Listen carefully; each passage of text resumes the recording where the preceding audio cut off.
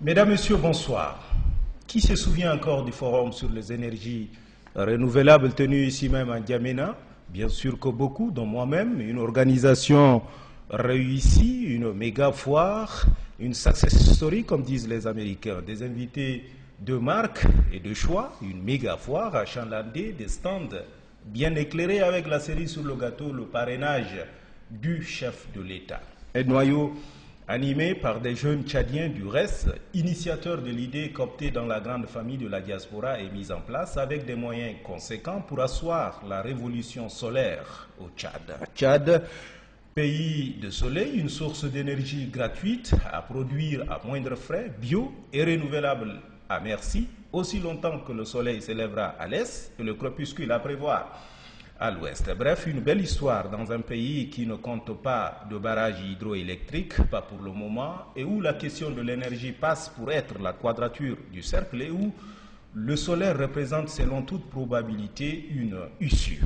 Le pays est brûlé 12 mois sur 12 avec des pics de température qui culminent à 45 voire 50 selon les saisons et les zones. Aujourd'hui, c'est à croire si nos jeunes venus de la diaspora ne nous ont-ils pas vendu un éléphant blanc. Rien que l'organisation du forum aura coûté au bas mot aux contribuables tchadiens près de 900 millions de francs CFA.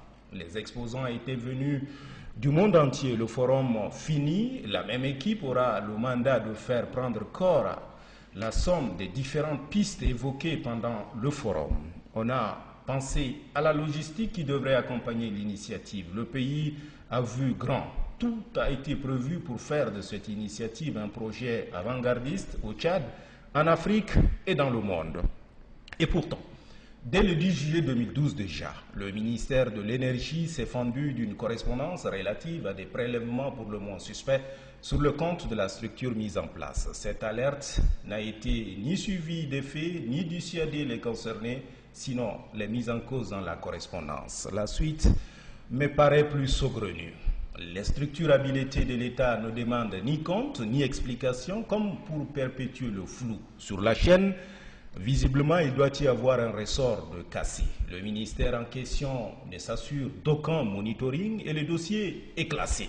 Aujourd'hui, les principaux responsables de ce projet fantôme sont tous aux abonnés absents. Impossible de les joindre pour la moindre explication. À cette date, aucun business plan n'est disponible. C'est gratifiant pour notre diaspora du reste très active beaucoup plus sur la toile que sur le terrain, je dois l'avouer, gratifiant eux-mêmes, élégant de disposer d'une telle diaspora. À considérer un pays comme le Mali, la part de ce que sa diaspora injecte dans l'économie malienne annuellement dépasse l'ensemble de l'aide publique au développement. Un pays, pour son décollage, a besoin de tous ses bras valides, où qu'ils se trouvent. Aucune main n'est de trop. Mais encore faudrait-il qu'elle soit une main experte avec un minimum de sérieux, doublée d'une bonne dose d'amour et de conviction pour ce pays. Car ma foi, il faut croire en ce pays. En ces temps où le Tchad fait des appels du pied à sa diaspora, peut-être qu'on devrait tous nous soumettre à un test de conviction comme chez les bouddhistes. Le projet, enfin ce qui tient lieu de projet, est dans l'impasse alors que le pays, du moins l'État, a cru en cette initiative. Pour une immersion de notre diaspora dans le pays qu'il a vu naître ou partir elle-même ou s'aligner, c'est un sacré loupé. Il sera, à mon avis, de plus en plus difficile de faire confiance à ses parents venus d'ailleurs. Il est bien vrai que le président de la République avait dit qu'il rêve d'une jeunesse qui a de l'audace, mais cette audace doit se manifester dans la loyauté, le travail et le sérieux. Autrement, ça n'est plus de l'audace, mais de l'imposture. Ça n'est plus le travail, mais la courtisanerie. Dans cette histoire, il faut craindre que la politique de la responsabilisation de la jeunesse n'y laisse des plumes.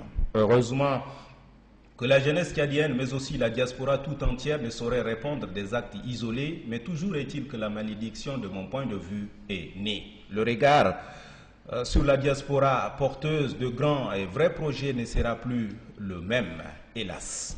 Vivement lundi prochain.